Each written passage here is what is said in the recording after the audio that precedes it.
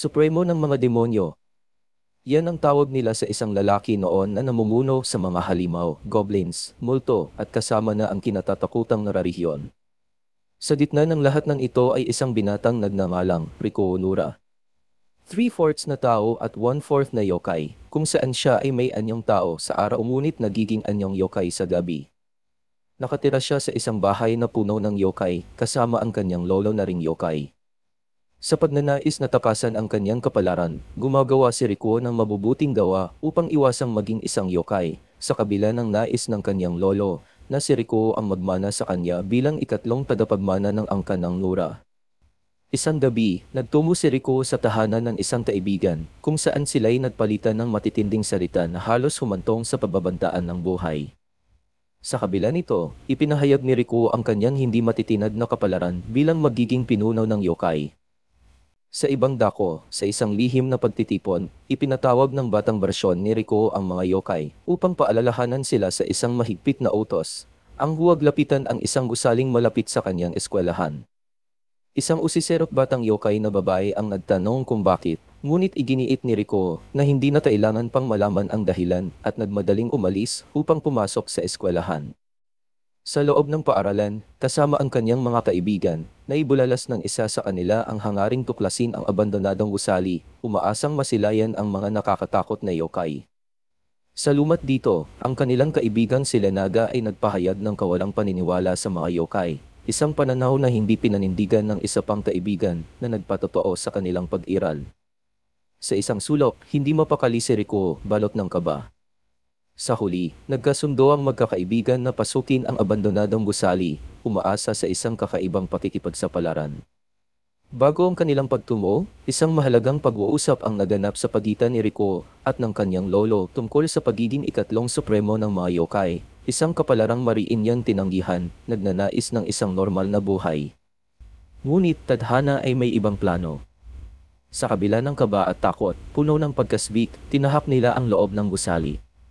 Laking gulat nila sa mga eksenang sumalubong sa kanila sa loob, at lalo pang nagulat si Rico nang makita ang mga yokai na hindi kabilang sa kanilang angkan. Nang marinig niya ang balak ng isang yokai na saktan ang kanyang mga kaibigan, nagpasya siyang hindi sila dapat magkahiwa-hiwalay. Nanguna si Rico bilang pinuno ng grupo, determinadong protektahan sila laban sa anumang banta. Subalit, isang malaking yokai ang lumitaw na naging sanhi ng pagkawala ng malay nila Naga. Sa kabutihang palad, dumating ang mga yokai mula sa kanilang angkan upang iligtas sila. Sa isang mahalagang pagpupulong ng mga may kapangyarihang yokai, tinalakay ang kinabukasan ng Noraklan.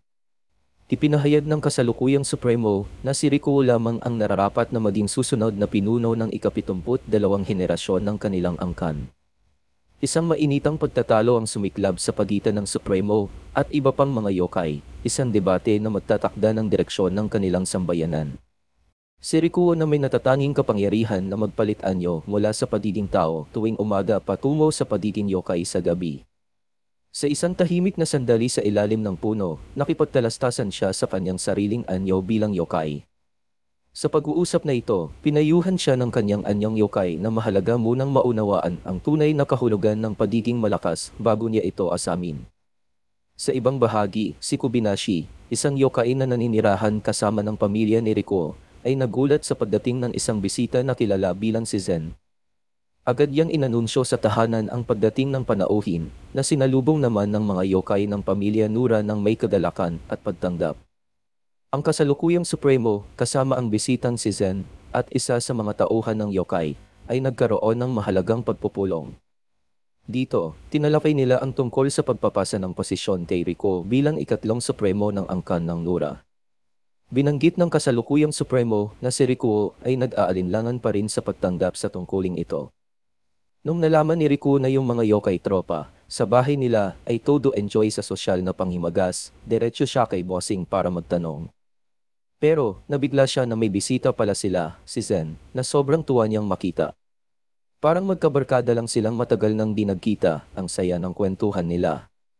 Pero nag-iba yung vibe, bigla nang sumigaw si Zen, kay Rico, dahil sinabi niyang hindi siya interested maging next bossing. Uminit lalo ang ulo ni Zen nang sabihin ni Rico na tao siya, hindi yokai. Nagulat yung ibang yokai sa outburst ni Zen.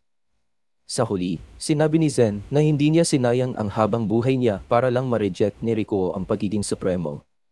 Isang ibang yokai ang nag-explain kay Rikuo kung ano ba talaga ang issue at bakit big deal kay Zen at sa current supremo na tanggapin niya yung leadership role.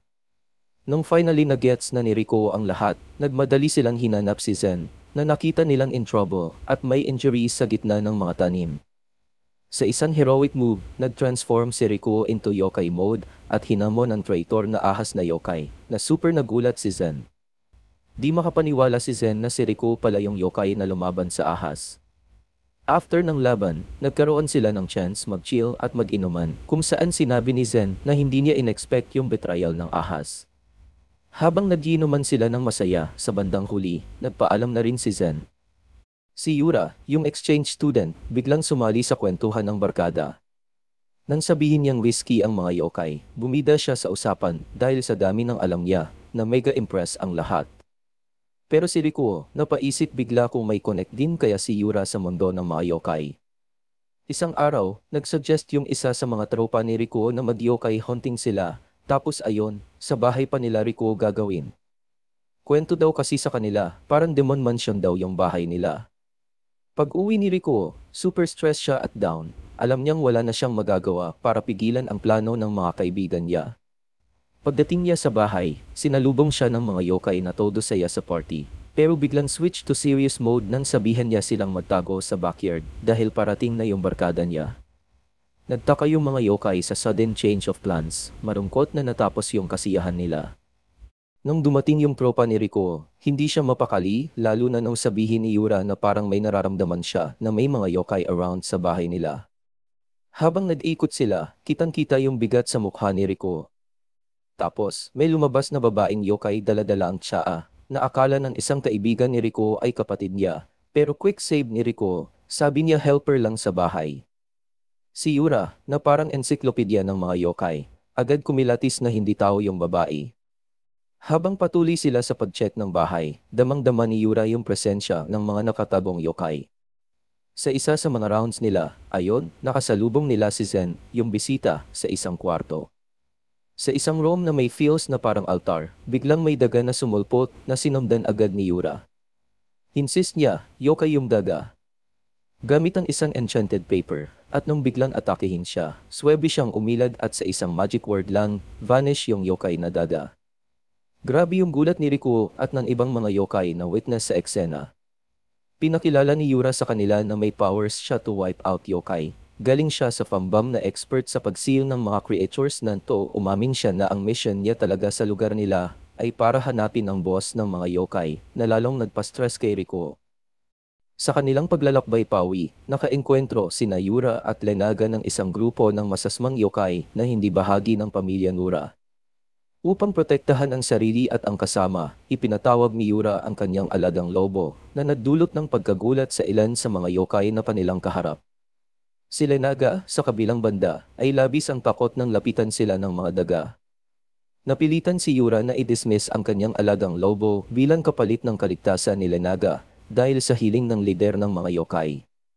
Samantala, si Rikuo ay nagmumuni-muni sa ilalim ng isang puno nang lapitan siya ng isang daga na naghatid ng balitang sina Yura at isa pa nilang kaibigang babae ay kinidnap ng grupo ng masasamang yokai. Binigyan diin ng daga na si Yura ay isang onyoji, kaya't walang yokai na makakatulong sa kanya. Agad silang nagtungo sa lokasyon ng kanilang mga kaibigan upang iligtas sila. Nang magharap si Rikuo at Kyuso, ang pinuno ng Kyuso clan at mga kidnapper, sinabi ni Kyuso kay Rikuo na ang mahina at luwag na tulad niya ay hindi nararapat maging ikatlong supremo ng Nura clan.